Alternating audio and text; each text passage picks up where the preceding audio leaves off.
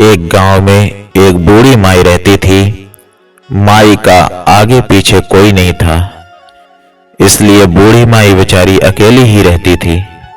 एक दिन उस गांव में एक साधु आया। बूढ़ी माई ने साधु का बहुत ही प्रेम पूर्वक आदर सत्कार किया। जब साधु जाने लगा तो बूढ़ी माई ने कहा, महात्मा जी, आप तो ईश्वर के परम भक्त हैं, कृपा करके मुझे ऐसा आशीर्वाद दीजिए जिससे मेरा अकेलापन दूर हो जाए। अकेले रह रह करके ऊब चुकी हूं। साधु ने मुस्कुराते हुए अपनी झोली में से बाल गोपाल की एक मूर्ति निकाली और बुढ़िया को देते हुए कहा, माई, ये लो आपका बालक है, इसका अपने बच्चे की तरह प्रेम पूर्वक लालन पालन करती रहना। बुढ़िया माई बड़े लाड़ प्यार से ठाकुर जी का लालन पालन करने लगी। एक दिन गांव के कुछ शरारती बच्चों ने देखा कि माई मूर्ति को अपने बच्चे की तरह लाड़ प्यार कर रही है। नटखट बच्चों ने माई से हंसी मजाक करने की सूझी।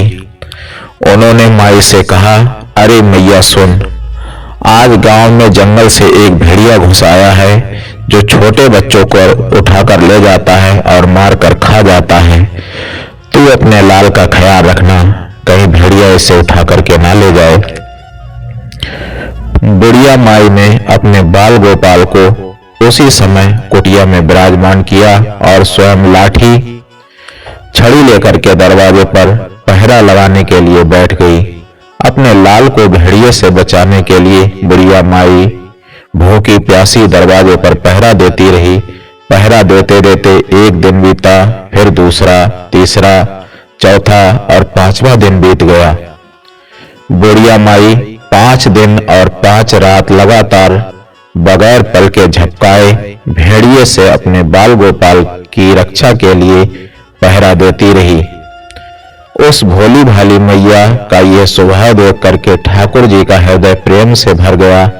अब ठाकुर जी को मैया के प्रेम का प्रत्यक्ष रूप से आस्वादन करने की इच्छा हुई।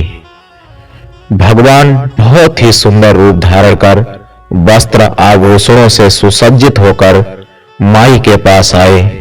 ठाकुर जी के पांव की आहट पाकर माई डर गई कि कहीं दुष्ट भेड़िया तो नहीं आ गया मेरे लाल को उठाने। माई ने लाठी उठाई और भेड़ियों को भगाने के लिए उठ खड़ी हुई। तब श्याम सुंदर ने कहा, मैया, मैं हूं, मैं तेरा वही बालक हूं जिसकी तुम रक्षा करती हो। माई ने कहा, क्या? चल हट, तेरे जैसे बहुत देखे हैं, तेरे जैसे सैकड़ों अपने लाल पर न्यौछावर कर दूं। अब ऐसे मत कहियो, चल भाग जा यहां से। ठाकुर जी मैया के इस भाव और एक निष्ठा को देख करके बहुत ज्यादा प्रसन्न हो गए।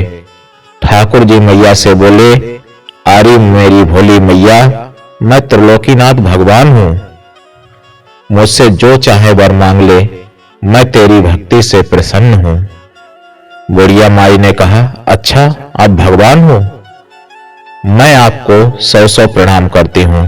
कृपा कर मुझे ऐसा वरदान दीजिए कि मेरे प्राण प्यारे लाल को भेड़िया ना ले जाए।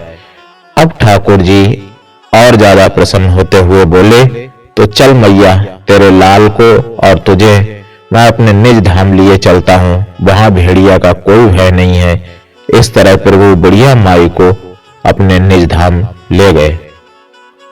इस कहानी से शिक्षा मिलती है कि हमें अपने अंदर बैठे ईश्वरीय अंश की काम, क्रोध, लोभ, मोह और अहंकार रूपी भेड़िए से रक्षा करनी चाहिए।